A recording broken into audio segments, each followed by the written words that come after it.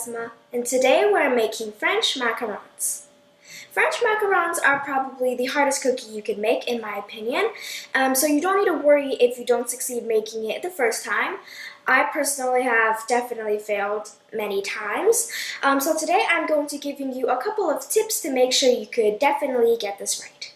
There are many different flavors of French macarons, but today we're making the basic type, so less things could go wrong. And once you get the hang of the basic French macarons, you could add more flavors and just play around with it. There are also many different things to fill a macaron with. There are jam, you could use buttercream, but today we're using chocolate ganache, so we're making white chocolate ganache, but you could really just fill it with whatever you want. Also, when you're measuring out the ingredients, you want to make sure you measure it at the exact grams, so less things could go wrong. So let's get started. For the ingredients you will need 55 grams of almond meal, also known as ground almonds or almond flour, 100 grams of icing sugar, also known as powdered sugar or confectioner sugar, 15 grams of white granulated sugar, and 50 grams of egg whites. And for the white chocolate ganache filling, you will need 90 grams of white chocolate chips, and 45 grams of heavy whipping cream. First off, in a big bowl, I have a sieve here, and I'm going to add in the icing sugar, also known as powdered sugar or confectioner sugar. And I'm also going to add in the ground almonds, also known as almond meal or almond flour. Next, I'm going to pass both of these ingredients through the sieve so that we could eliminate any of the bigger pieces of the almond. But if you don't do this step, the final macaron batter is going to be really tough and the final macaron is not going to be as smooth. So you want to make sure you do not skip this step.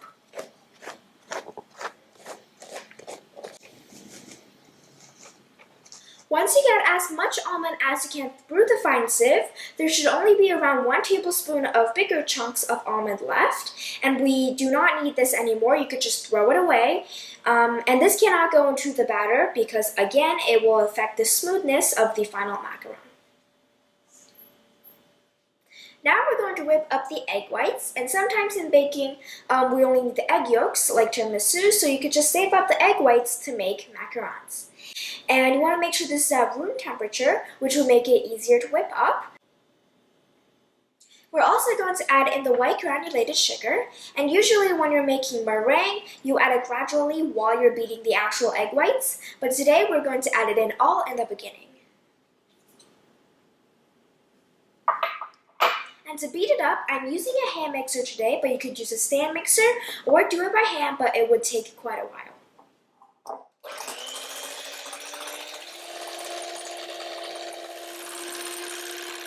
This is at soft peaks, so this is usually when you're going to add in any food coloring or flavoring, but if you're making this for the first time, I would suggest you to just leave it plain. This way less things would go wrong.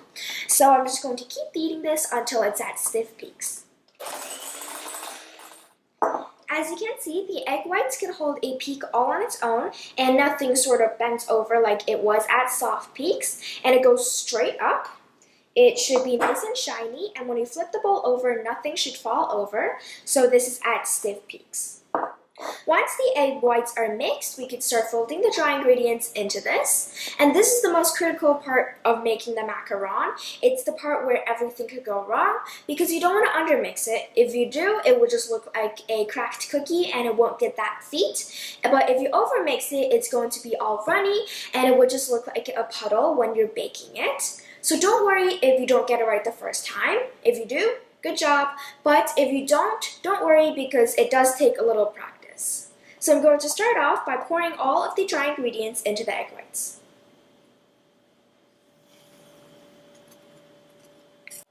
Then I'm going to start folding it. And you want to make sure you fold this so you don't deflate all of the egg whites. When you're folding a macaron, you don't want to stir vigorously because that would just deflate all of the egg whites. You want to go around, flatten it, go around, and flatten it again, and just repeat that until there are no more dry bits of almonds. And when you first start, it's very tempting to not deflate all of the egg whites because you're afraid that it would get too runny like I used to do. But when you're mixing it, you actually kind of want to deflate some of the egg whites so it can form a perfect batter. But again, just make sure you do not overmix this.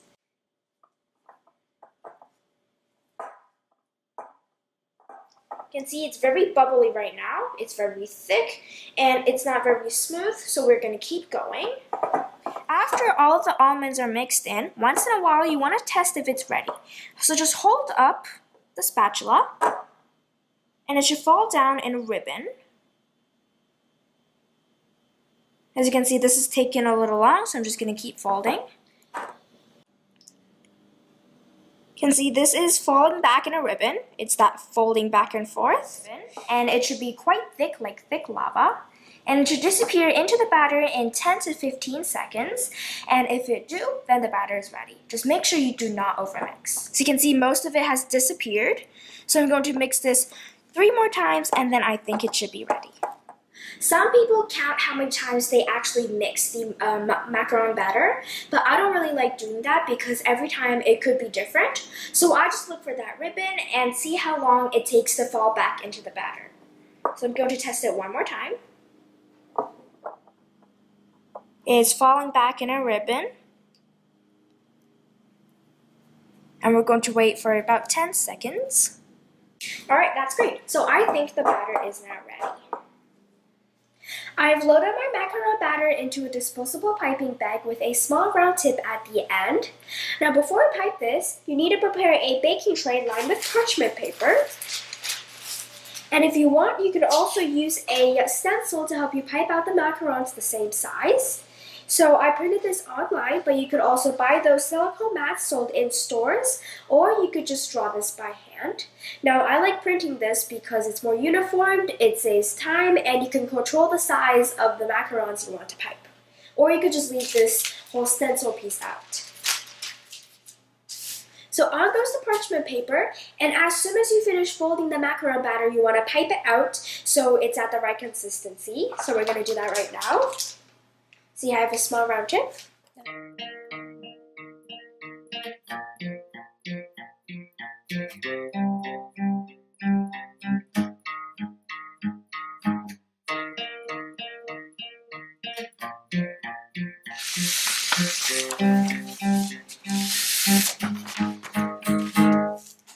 I've piped out all of my batter. I have 2 trays here, as you can see. And now here comes a very important step. You want to bang the tray on the countertop a couple of times on each side to release all of the air bubbles. Now if you don't do this step, later on when it bakes in the oven, the air bubbles will be trapped inside of the macaron and it will try to escape, so it will come out from the top, which will make the macaron shells crack. So you really want to make sure you bang this on the counter enough of times to release all of the air bubbles so the macaron shells will be nice and smooth.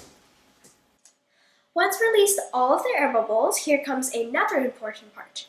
You want to sit these macarons somewhere dry for it to dry out for about an hour to form a layer of skin on top. Now this is a very important step. If you skip this step, your macarons will not have its feet. So what happens here is that the surface of the macarons dry out and creates a layer of skin, which will trap in all of the moisture of the macaron batter. And later on when it bakes, the moisture will try to escape, but since there is a layer of skin on top, it cannot go through the top, so it goes down through the bottom, which is what creates the feet. So you're just going to set this somewhere dry, but the amount of time it takes for your macarons to dry usually varies depending on the humidity of where you put it. So sometimes it's 20 minutes, sometimes it's a few hours. So the way to test it is to just tap the surface of the macaron, and if it doesn't stick to your finger anymore, it is ready to bake. While the macarons are resting, we're going to make the filling. So like I said before, there are many different things to fill a macaron with. You can fill it with jam, you can fill it with buttercream, you can fill it with some kind of custard. But today we're making a white chocolate ganache as the filling. So a chocolate ganache is very simple to make. There are only 2 ingredients, chocolate and heavy whipping cream. So I'm just going to add the heavy whipping cream into the chocolate chips. Next, I'm just going to give this a little stir so the white chocolate chips are evenly coated with the heavy whipping cream. Then I'm just going to microwave this at 45-second intervals until the chocolate chips are completely melted. Or you could just do this over a stove in a bowl, which is a double boiler. You could also melt it that way.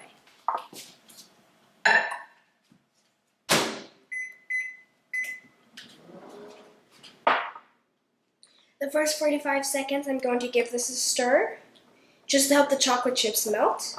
And be careful because this is quite hot. So this goes back into the microwave until the chocolate chips are completely melted.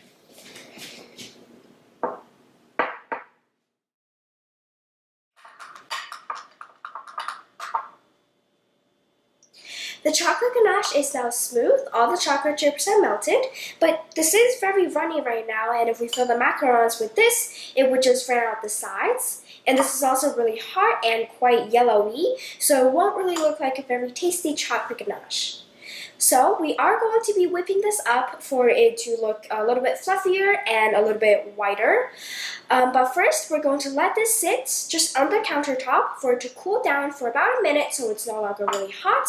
And then we're going to set it in the fridge for it to set for about 20 minutes, and then we're going to whip it up. So we're going to cover this with plastic wrap, but instead of just covering it like this, which is usually how you cover up food, we're going to be pressing this down so the plastic wrap is touching the surface of the chocolate ganache. So later on, when it is cooling down, it won't form a layer of skin, so you don't get little bits of hardened chocolate later on in the filling.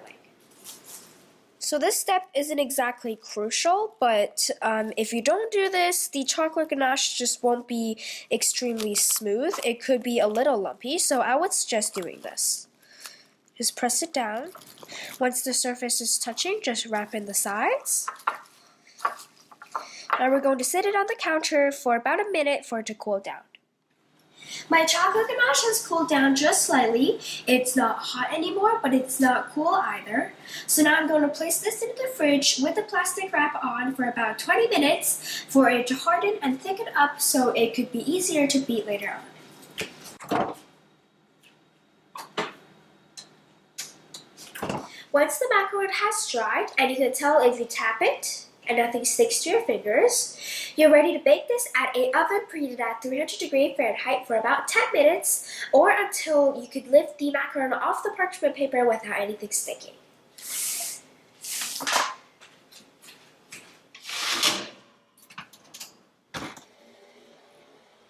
My macarons has baked for about 10 minutes, and midway I flipped the pans over for it to brown evenly. And as you can see, after 10 minutes, all the macarons has its little feet. It's nice and golden brown on top. So now we're just going to leave these to cool without picking them up or anything like that because it is very delicate and you want it to cool down. So right now we're going to work on our filling while this is cooling. For the chocolate ganache, I have a hand mixer here to whip it up, but of course you could do this with a stand mixer, or if you do it by hand, it would take quite a while. So as you can see, my chocolate ganache has been chilling in the fridge for about 20 to 25 minutes. It is cooled now and it's hardened up a little. So I'm just going to unwrap this. You can see it's nice and thick.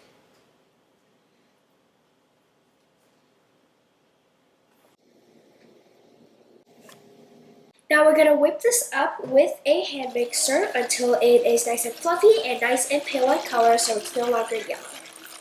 Whip the ganache until it is a consistency like this. It should be thick, almost white in color, and it should be able to hold a soft peak. Once the macarons has cooled down, I'm going to carefully peel it away from the parchment paper. So nothing should actually stick to the actual parchment paper. It should be a nice full bottom.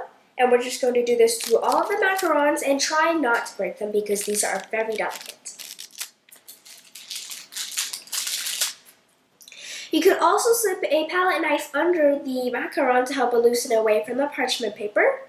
And if the whole macaron sticks to the parchment paper and you only lift off the shell, then that means you need to bake your macarons a little longer.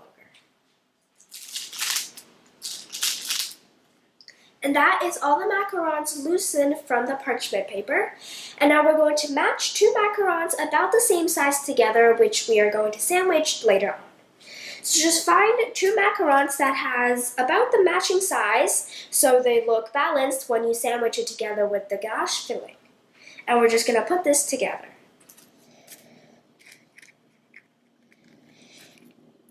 And doing this step will make it easier to sandwich the macarons together later on. So when you have a macaron, you don't need to look through the whole batch looking for something the similar size if you have just done it earlier. This is kind of like playing a matching game because you're not going to find the right one the first time. So you kind of have to try a little to find the perfect one.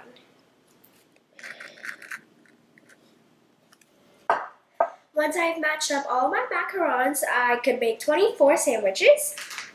I prepared a disposable piping bag with a small star tip at the end, which I'm going to be using to fill the macarons, but you could just use a regular Ziploc bag and snip off the tip, or you could just use a regular round nozzle to pipe out the ganache, but I feel like using a star tip to make it a little fancier. My ganache is ready.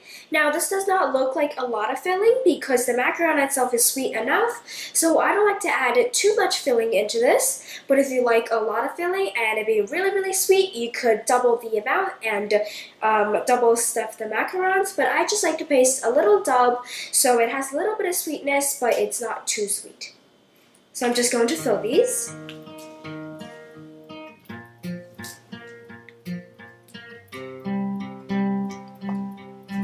Don't press down too hard when you're sandwiching together, just wiggle them together because again the macaron shell is quite delicate and you don't want to break it.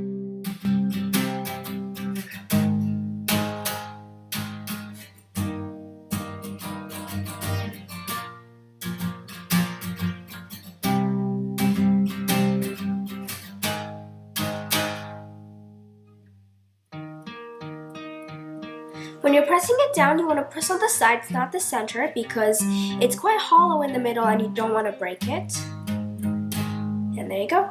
That's how you make basic macarons. In the future, I'll be showing you how to make a couple different flavor macarons. But first, you need to get the hang of the basics because the more you add to the batter, the more things could go wrong. And again, if you don't succeed making these for the first time, don't worry, just keep trying because macarons are really tricky to make. They are probably the hardest cookie you can make, and they do take a little practice to get it right. And I definitely failed a couple of times, so don't worry if you didn't get it right the first time. If the cookies crack, that means you did not bang it on the counter enough, you did not let out all the air bubbles, so the air bubbles came at the top, which caused it to crack. If it looks like a regular spread out cookie, it will still taste fine, but it doesn't have that feet. That means you did not let it dry enough, so there wasn't that layer of the skin to keep on all the moisture in order to form that feet. If it looks like a puddly mess and it doesn't have that feet either, that means you have overbeat the batter and it's too liquidy. If it's too thick and after you piped out the macaron, the peak doesn't disappear, that means you have underbeat the batter. So just give this a go. After a few practices, you will definitely get it right and you will feel very accomplished because this looks very impressive and it tastes very good. So I hope you can try these out. If you have any questions, leave it in the comments down below. And please subscribe to my channel to watch more of my videos. Thanks for watching and see you guys next time. Bye! You want to make sure you measure at the exact grams so less things could go wrong. So let's get started. So thanks for watching and see you guys next time. Let's do that again. Okay. So on goes the baking paper. I said it again. Parchment. Again, it will affect the top of the macaron and it won't be as smooth. Let's do that again. Once the egg whites are mixed, we can start folding both ingredients together. Put them on.